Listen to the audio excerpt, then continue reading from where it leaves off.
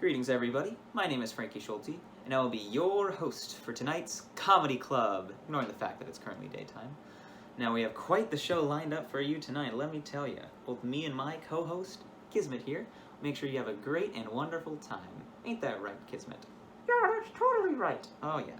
Good job, host. I'll feed you later. So to kick things off, let's start with Harley's comedic monologue with the role of Stella. Hi, my name is Stella, and I'm super excited to meet my soulmate on The Bachelor. So, about me. I'm from a small town, and I don't really have any hobbies, but my life goal is to be an Instagram influencer. I already have 87 followers. I've never really been in a real relationship, but I've watched plenty of dating shows, so you could say I'm basically an expert. I thought for sure my friend Dave was going to ask me out, but he ran off after I broke into his house and left him a promise ring and a love note as a present.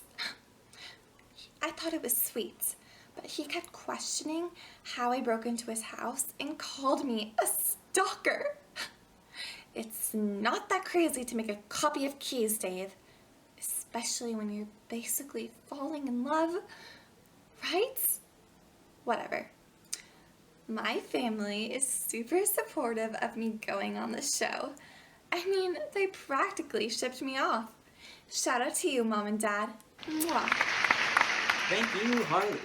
And I gotta agree, it's not weird at all to make a whole bunch of copies of keys. I got a whole bunch right here now, as a matter of fact. What have I got? I've got, oh, here's Alicia's keys. Here's Ethan's keys. Oh, this one's my most valued key. It's Mr. Rotenberry's. Don't let him know I've got it. Alright, up next, we've got Diana with yet another comedic monologue. Take it away.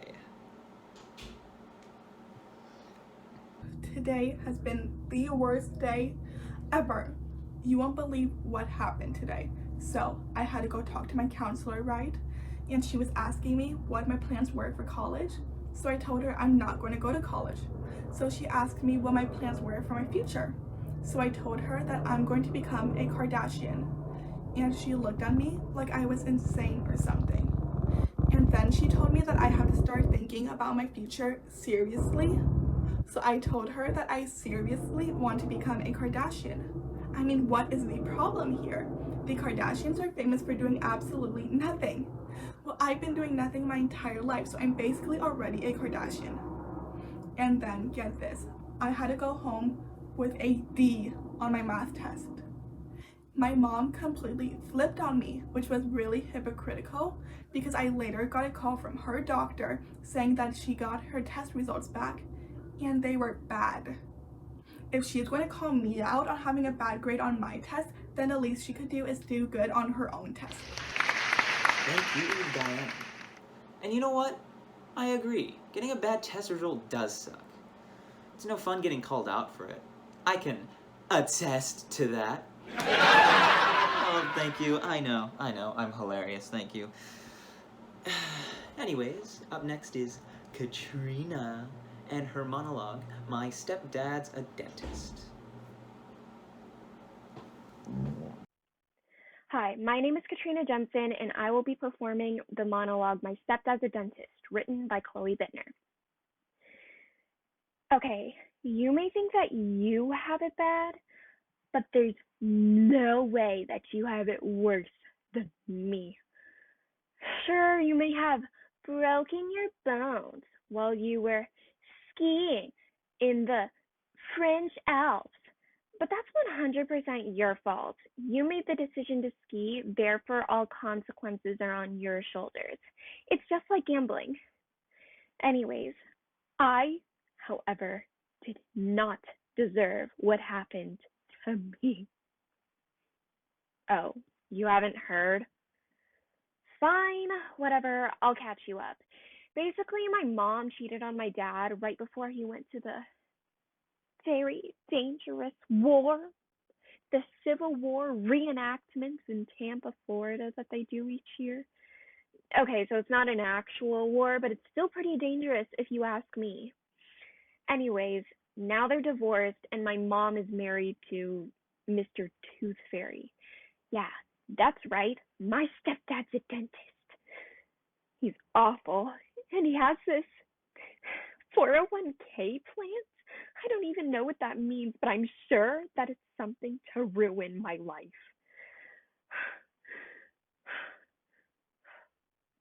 Anyways, Marcy, I gotta go. Good luck walking home. Thank you, Katrina. I can't believe your father's fought in the war. So have I. I have some gruesome clips from my battles. Look away if you're faint of heart.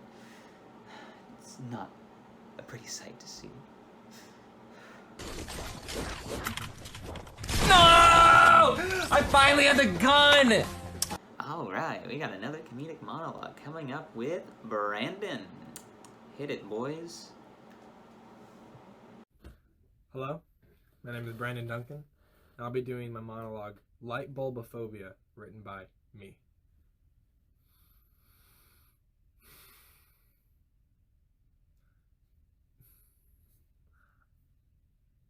I don't know how to tell you this, but I am deathly scared of light bulbs. They're just scary, you know? You just see them with their shiny bulbs staring at you day in and day out, and I really just don't see the point of them. You know, I could feel around my house just fine at night, and my house has such great natural lighting,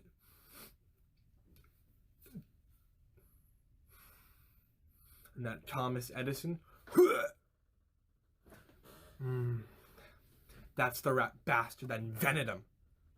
He should be thanking the heavens that he isn't alive right now, because I would show him a piece of my mind, by God. I don't know. I guess what I'm getting at is maybe they just haven't grown on me. You know? I don't know. Maybe one day I'll see the light. Thank you. No, thank you, Brandon. And you know what? I've got quite a bit of advice for you as well, my dear friend. All you gotta do is lighten up, because currently it seems to have you in quite the state of shock, and you need to figure out what you want to do with your life. I know I'm hilarious, I know, no need to mention it. Anyways, up next we've got our first stand-up of the night from our good friend Aaron. Yeah, let's hit it.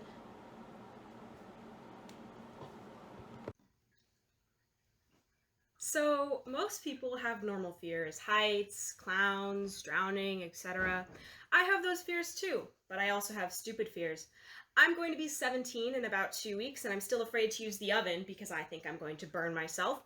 I cry when it rains too loud. I'm afraid of Gonzo from the Muppets. Basically, anything that moves or can hurt me in any way. My biggest fear, though, is dogs. I know, it's embarrassing and stupid, and I feel that it's okay to talk about this now because I can't leave my house or see any of you and know that you know and feel... Anyway, I hear you think to yourself, Aaron, how can you be afraid of dogs? They're so cute and fluffy, and no, I don't think you understand just how terrified I am of dogs. I once cried at the sight of a dog the size of a brick, legs and tail included. Let me enlighten you while I try not to think about how this is going to be on the internet forever. So when I was in either 4th or 5th grade, my friend got a new dog. Because I am a baby, I told her this and then didn't go to her house for like 3.5 months because I was too afraid. So I went over one day after being promised we weren't going to go to her house, only to the pool. However, her little brothers let the dog out of the side of the house and the dog came running at me. Now, any normal person would just stop and look at the dog and wait for it to sniff me and run away, and somebody takes the collar and takes the dog away. What I did was start running in the other direction. Might I add, since we were going swimming, I was only wearing a swimsuit with no shoes, And I ran all around the block, around the corner, through the neighborhood for at least a block and a half, tears streaming down my face in absolute terror, with the dog chasing after me, my friend chasing after the dog, chasing after me, and her little brothers following behind. It was like Ferris Bueller's Day Off, but with 4 people and a dog. Anyway, it only came to a conclusion when a man in a truck, summoned by my screams, pulled over in front of the dog so it couldn't see me anymore. Even though my friend caught her dog and started to take him back to the house, I kept running and crying as if my life depended on it. Now, yet again, I hear your thoughts and you're saying, Erin, you were 9 or 10, so small. This can't possibly still be a problem. You are wrong. Last year, 2019, for Halloween, I got invited to this block party type thing. I showed up roughly 10 minutes before everybody else because I get nervous about being late and had completely forgotten that my friend had a dog. The dog's name is Mango. She's really cute and is about as tall as my thigh. So when I got to the door, his mom answered, and Mango was right there. I was so scared, I almost started crying at the sight of this dog. His mom said that it was fine. She just put the dog in the other room. And I was okay with that. After all that was situated, I sat down on the couch, still on edge, because I didn't know where the dog was. And then his dad came out, asking where the dog was.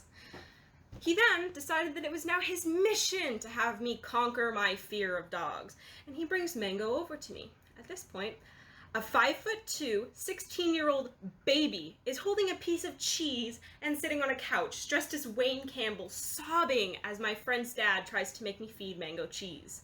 I didn't give her cheese. I just sat there ugly crying and then felt bad for the rest of the night about crying over a dog. Anyway, thank you.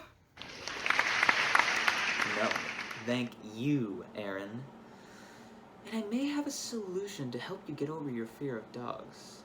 I believe some sort of, slight transition between the two may help you get over your fear. I propose befriending creatures such as these. Well, hi. God, please, I just want to be over with this bit. Yeah. Up next is Ethan. Please go, quick. Hey, Patricia.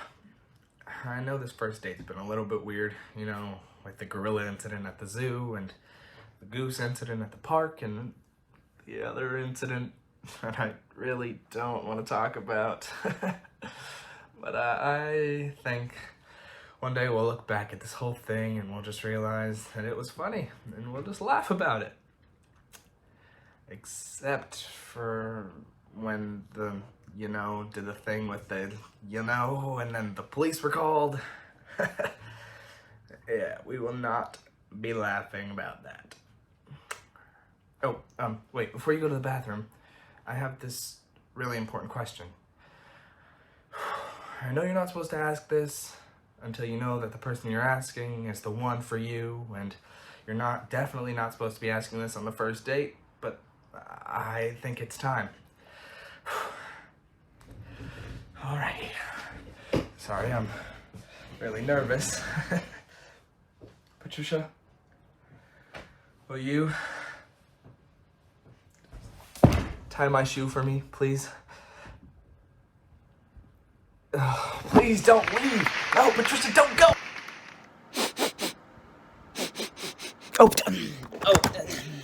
Thank you, Ethan.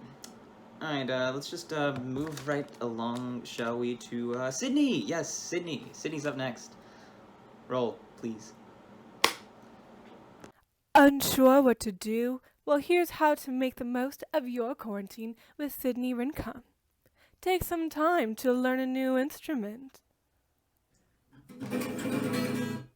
Exercise is important. Take your dog for a walk. Create some ambiance. Light some candles. Let loose a bit. Play some video games for a reasonable amount of time. Wouldn't want that literacy rate to drop? Pick up a book and do some reading. Take your dog for another walk. Keep up on your form and do some yoga poses. Give up like the failure you are and watch Netflix. Really hone those art skills and do some light painting. School should always be a priority. Catch up on some online classes. Take a nap. Light some more candles. Why don't you grab your quarantine buddy and try a new sport together? Boost your self-esteem by taking some cute and fun, candid photos of yourself. Go ahead and indulge in some harmless online shopping. Max out your parents' credit cards. Do some socializing and talk with a friend. Fun! Test out a new recipe. Take a soothing shower. Stare at a blank wall and question your existence as a sentient being. Why not light some more candles? Go on and hold a ritualistic sacrifice.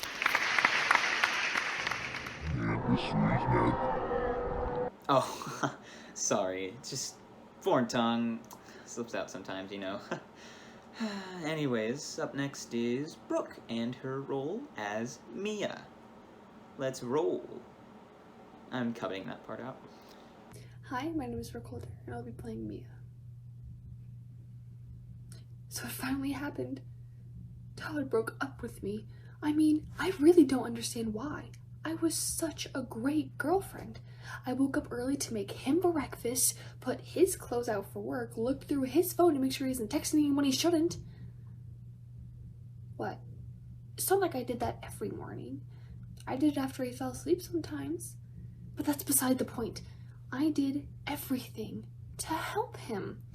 Like last week when we went out to dinner with his parents, I made great conversation with them and told them how thoughtful he was and determined, and how he always remembers to leave his dirty dishes in the sink every night without fail.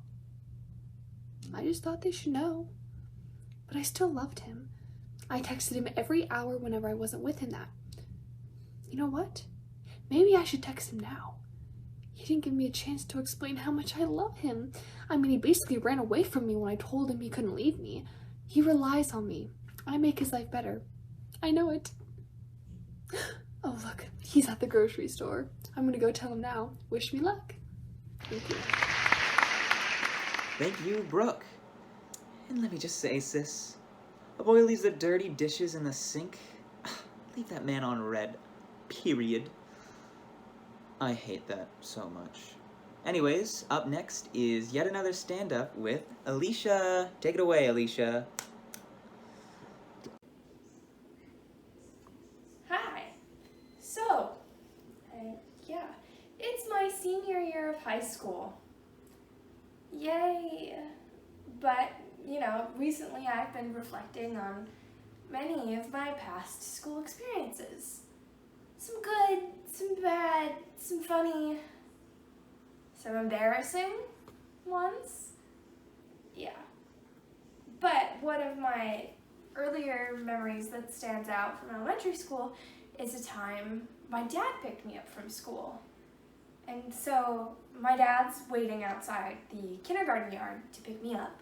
He watches all the kids come out, all the kids get picked up, and he's looking around and he's like, "Where's my kid?" So he asks the teacher, "Where's my kid?"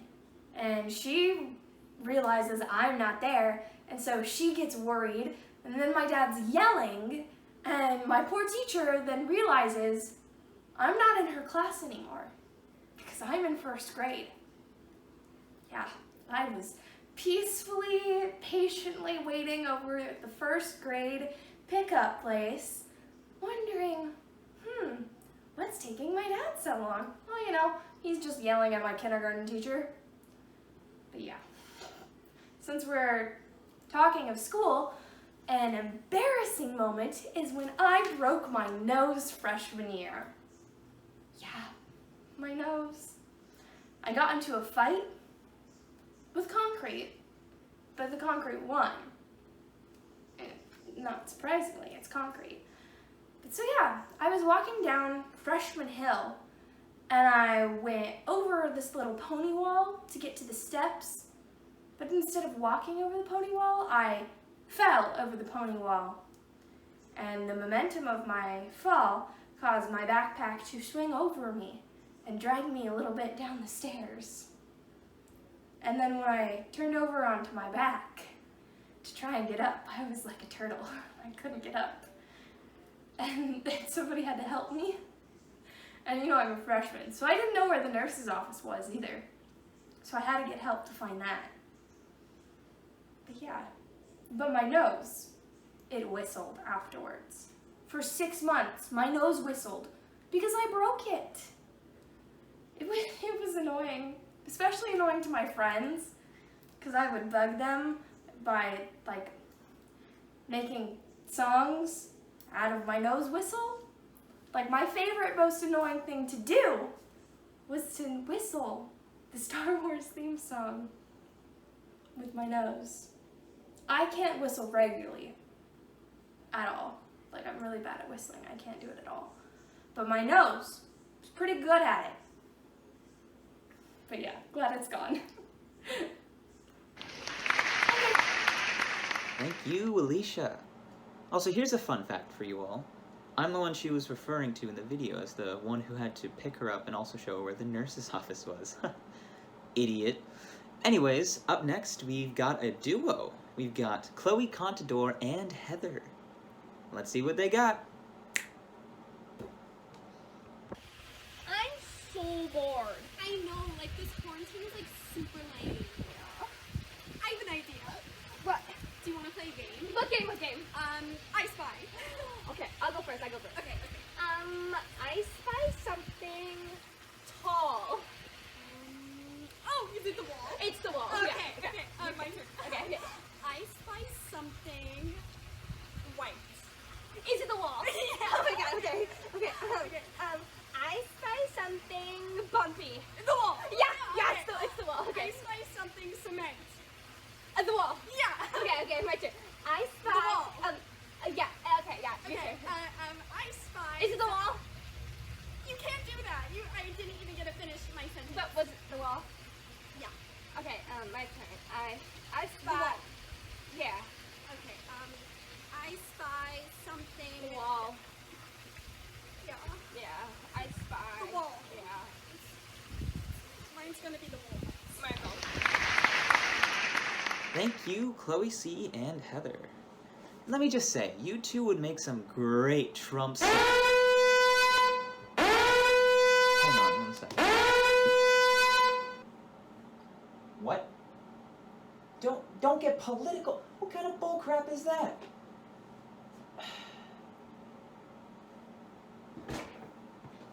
What a humorous and entertaining sketch. Up next is Kelsey.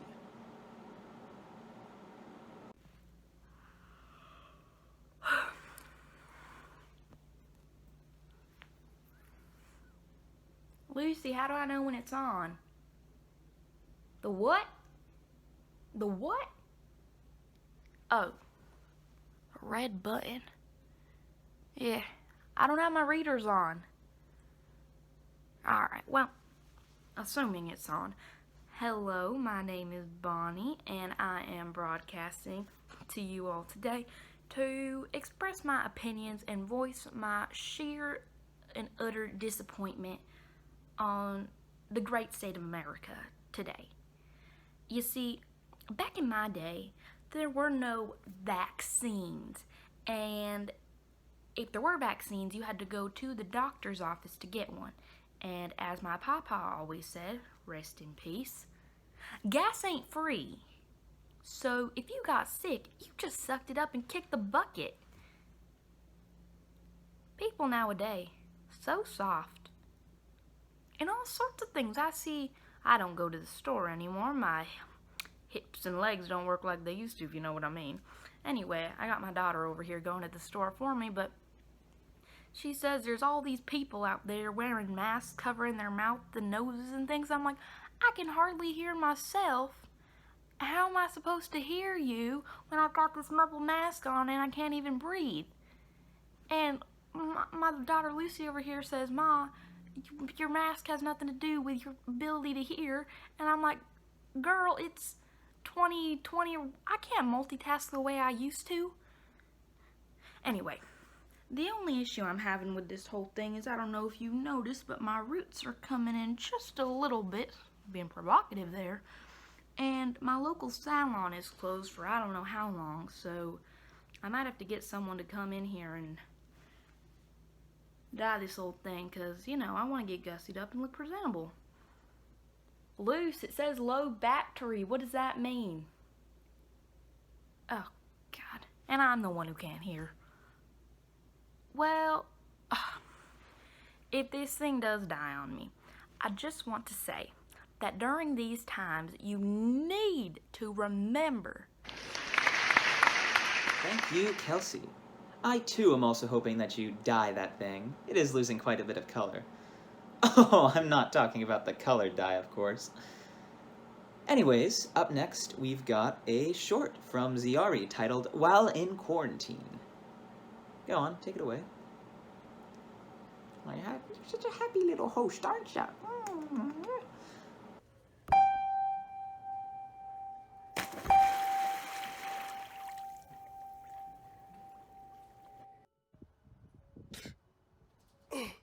It happened again. I woke up in the same field, confused, tired. I was even wearing the same clothes.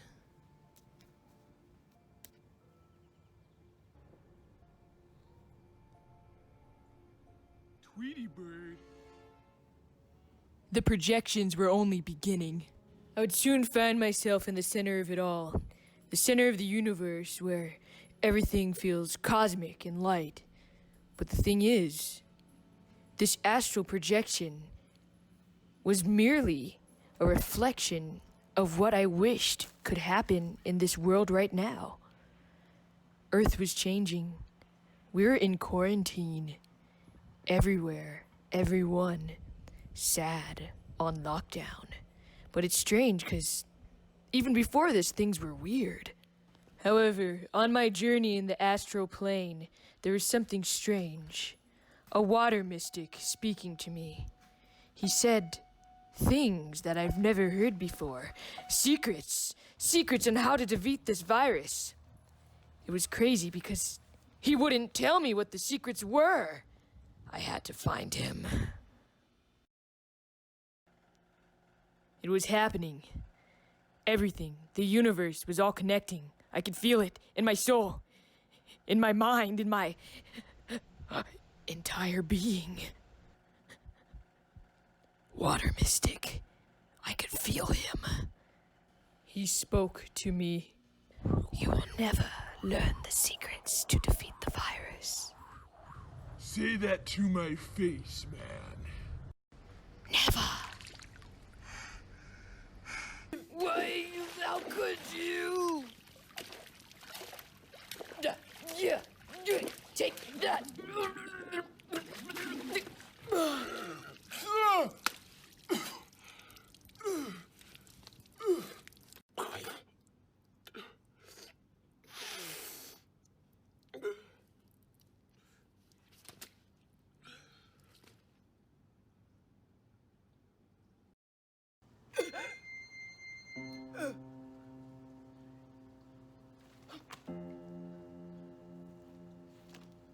I thought I could stand up to him, man.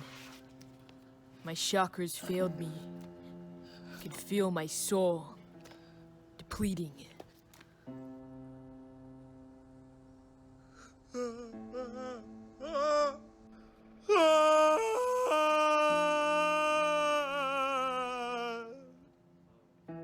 Something in my head was telling me to look down. And what I saw was another note.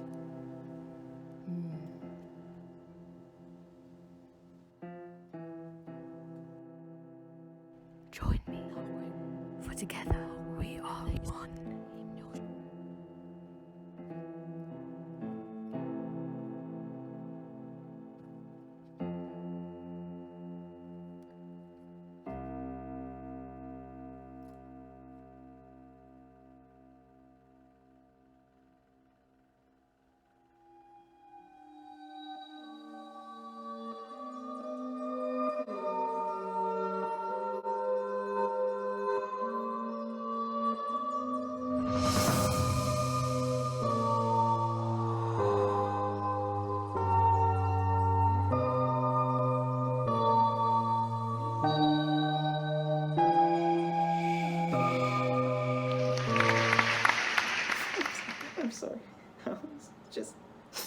too much. I can't for this one. Up next is Lauren Headley and her short duck duck salt salt.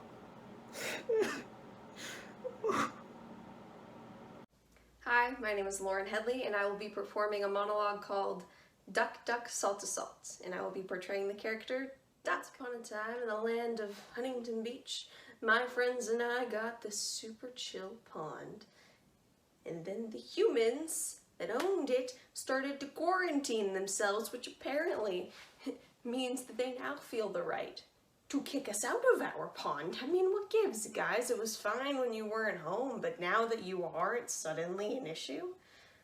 I mean, we were just minding our own business, just vibing in the pond, and then this lady comes outside and she's yelling at us and going, "Be gone, ducks!" And we're just like, who is you?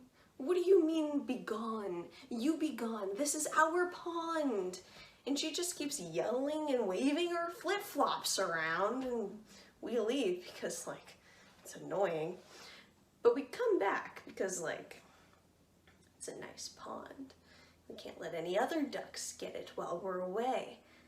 This time, the lady shoves this huge dude outside, and he starts yelling and waving his Birkenstocks around. Blah, blah, blah, we leave again. The next time, this is the real kicker, let me tell you. I mean, the pure audacity of this man. Okay, so he comes outside. He's not holding flip-flops this time. He has this orange and yellow thing, and we're just like, what you gonna do with that, bud? It doesn't look so scary to us. And then we figure out what it is. You wanna know what it is? The man starts shooting us. Not with pellets like a normal human. With salt. I mean, where are we? Salem? Is this a witch trial? And if I melt due to salt exposure, will the church bury me outside city lines? Anywho, we didn't go back after the whole salt thing, but we did find a nice pond across the street. Thank you. Thank you, Lauren. And let me just say, what the duck? Alright, up next is our very last and final scene from our little favorite Chloe B. Take it away, Chloe B. Hello there, my name's Jones Jeffries, and listen, I'm a well-renowned psychologist. And you, ladies and gentlemen, maybe think to yourself, Jones, what does a well-known psychologist like yourself do during a global pandemic? Well, I'm here with a list of good things to do to help you keep you from losing your mind. And if you've already lost it, join the club. Okay, ladies and gentlemen, I'm keeping up with my creative side by using art to draw Oogie Boogie from A Nightmare Before Christmas. I'm using hints of Monet and Van Gogh to accurately draw Oogie. Oh, and I seem to have drawn Patrick Swayze from Ghost. My apologies. Forget creativity. Let's get physical and start working out. Jumping jacks are super beneficial, and I've accidentally entered hell. Wonderful. This is absolutely wonderful. I've been sucked into a different dimension. Okay, now besides focusing on your creative right side of your brain and working out the physical body, it's very important to nurture the left side of your brain, which takes care of all the important things like the math, science, psychology, hi, how you doing, and everything else that isn't fun. Now what's super sad is kids these days forget how to use the left side of their brain. I currently am doing math to exercise it. It's super simple, and now I am dead. I'm physically dead. Well, ladies and gentlemen, I've been Jones Jefferson's, I think, this entire time, world-renowned psychologist, probably, and I hope you enjoyed this video ever so much. Oh, okay, well, this is just wonderful. It seems I've turned into a Finnish Viking man or hiker, not really sure, but enjoy the rest of the global pandemic.